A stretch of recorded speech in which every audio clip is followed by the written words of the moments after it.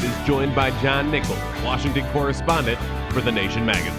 Let's talk Sanders in Wisconsin. If the election were held today, would he be the guy?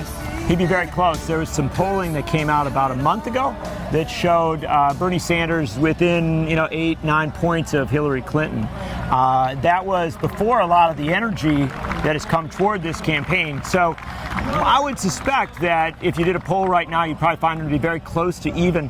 One of the things you need to understand and that people miss as regards Bernie Sanders is the huge number of people who still haven't heard of him. And in many polls, you will find 25-30% of people have not heard of the guy. As the next few weeks go on, cover of Time magazine, the Democratic debates, as that starts to happen, a lot more people are going to know who he is. Now, if his message is the key, not just the guy, but if his message is the key, I think there's a likelihood you're going to see those numbers start to rise. And Wisconsin's a natural place for that. This is a state where, certainly within the Democratic Party, there is a strong populist, sort of labor progressive base. And I think it's out there. My sense is that Sanders will do very, very well in Wisconsin. How has the overall landscape of this campaign changed because he's in it? Totally. It was, look, before Bernie Sanders got in the race, and remember, it's only been 5 months. Bernie Sanders only got in the race, like in May. Before Bernie Sanders got into the race, it was absolutely universally accepted that the Democrats weren't even going to have much of a race. Remember, before Bernie Sanders announced his candidacy, the Democrats weren't even talking about debates. They literally were not talking about having debates. It wasn't that they weren't gonna, but it hadn't come up. You think there's a pathway for him to the nomination? Of course there is. One of the things the mistake that people make about politics is to always assume that the rules are what happened in the past. The rules are written in every campaign. If we have ever been in a campaign year that has shown us, how many things are out of whack, how many things are changing, how many things are unexpected, it's this one.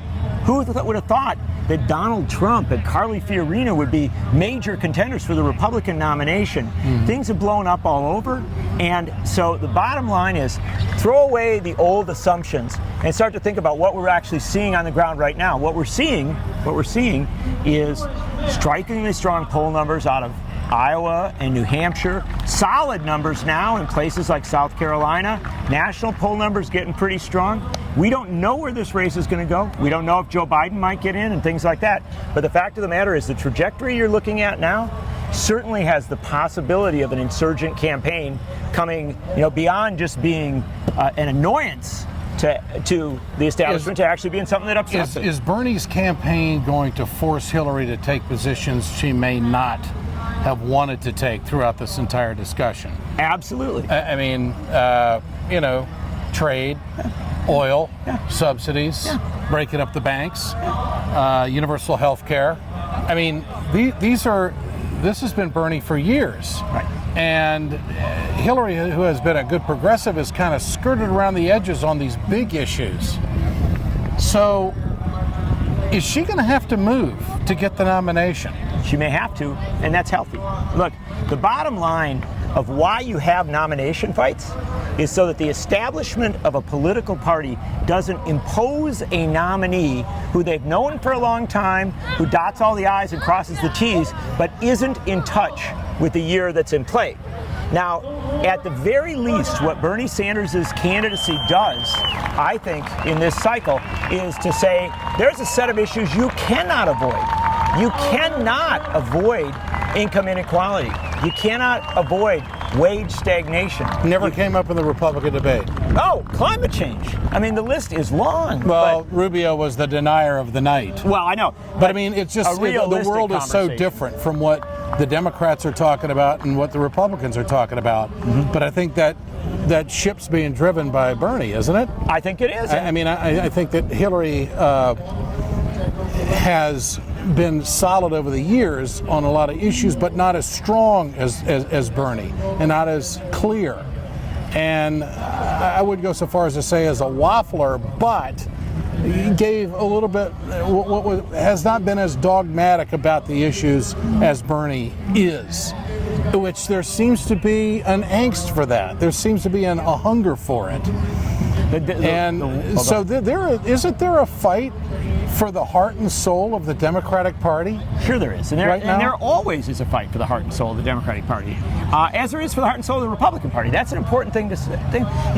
We have these election cycles for a reason. It isn't just theater. We're supposed to, every 4 years, nominate candidates, and that's supposed to be a little bit of a battle. We put the issues in play. We figure out where the center of gravity is.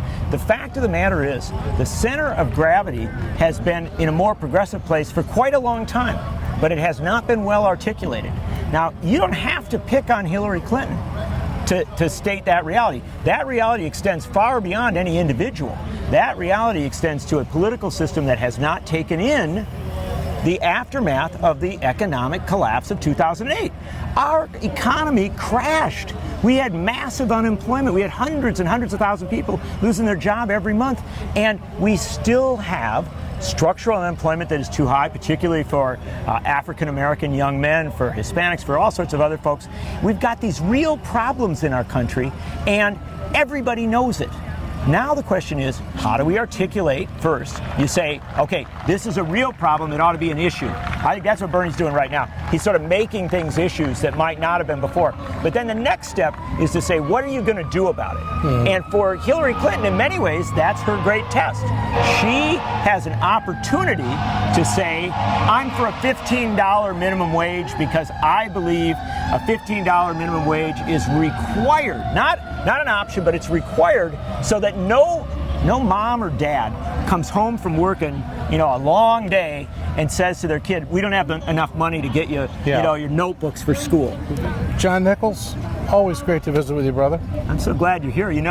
There's an awful lot of people in Wisconsin that have a certain loyalty, my friend, and that loyalty is rooted in a simple line. Were you there in February of 2011? And you were there. Thanks, John. Brother. Appreciate it.